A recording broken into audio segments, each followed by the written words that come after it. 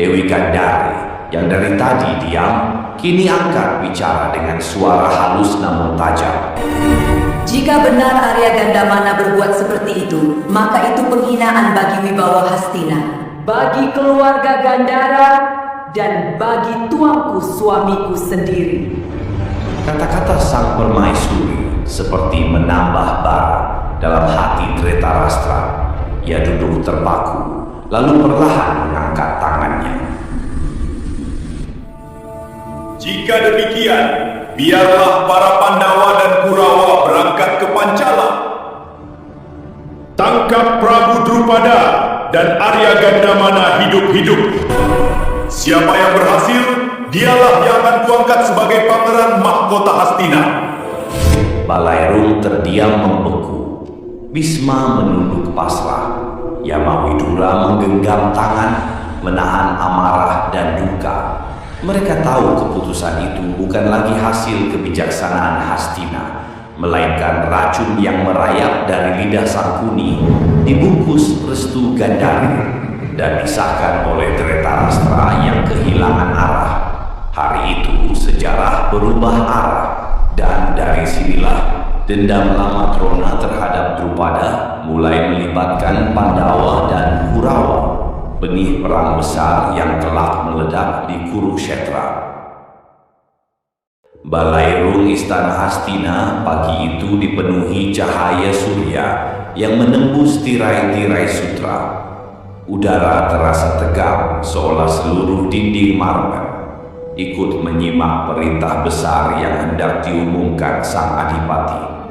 Duduk di singgasana naga emas, Adipati Dretarastra dengan suara berat dan berwibawa memanggil para putra Hastina untuk menghadap.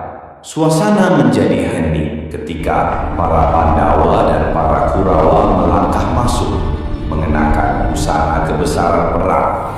Dari pihak Pandawa hadir Raden Puntadewa berwajah teduh namun penuh wibawa. Raden Bratasena berperawakan raksasa dan berjiwa petarung, serta Raden Permadi, sang pemanah unggul yang auranya tenang namun berbahaya. Dari pihak Kurawa datang Raden Suyudana yang berjalan tegap disertai Raden Dursasana dan Raden Kartawarma. Wajah mereka memancarkan keyakinan dan ambisi. Suara Dretarastra menggema di antara tiang-tiang tinggi Balairung. Anak-anakku, Pandawa dan Kurawa, hari ini aku memberikan perintah agung. Berangkatlah kalian semua ke kerajaan Pancala. Tangkaplah Prabu Drupada dan Arya Gandamana hidup-hidup, dan serahkan mereka kepada Resi Druna, gurumu. Barang siapa berhasil membawa mereka, dia yang akan kulantik menjadi pangeran mahkota Hastina. Raden Permadi maju setapak bersila hormat di hadapan Adipati. Suaranya lembut tapi mengandung ketegasan yang membuat semua menoleh. Ampun, Ayahanda Raja. Kami, Pandawa Lima, adalah satu tubuh, satu jiwa. Tidak ada persaingan di antara kami. Jika nanti Pancala takluk di tangan kami, maka yang layak menjadi pangeran mahkota hanyalah kakanda kami, Raden Puntadewa. Seketika Adipati Dretarastra terdiam. Ucapan itu menggema seperti pantulan suara keadilan di ruang yang mulai gelap oleh ambisi. Namun Raden Suyudana tersenyum sinis. Kau terlalu percaya diri, Permadi. Kemenangan kali ini akan menjadi milik Kurawa, bukan kalian. Kami kini memiliki saudara angkat, Raden Surya Putra, pemanah terhebat di jagat raya. Dengan bantuannya, takkan sulit bagi kami menaklukkan Pancala. Resi Druna berdiri perlahan. Ujung kain jubahnya bergoyang halus mengikuti gerak tubuhnya. Ia menatap sekeliling Balairung dengan sorot mata tajam yang membuat para pangeran menunduk.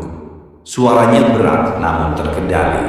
mengandung getar yang membuat udara seakan ikut menegak. Ujian ini adalah untuk murid-muridku saja. Siapapun yang bertarung harus mengandalkan dirinya sendiri.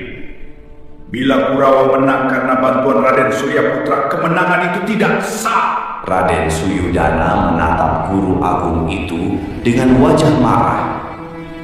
Tanpa Suryaputra kami tidak akan merangkak. Ia adalah saudara kami. Namun Patih Sangkuni segera maju, membungkuk lembut. Suaranya menenangkan, namun penuh racun. Jangan terbakar amarah.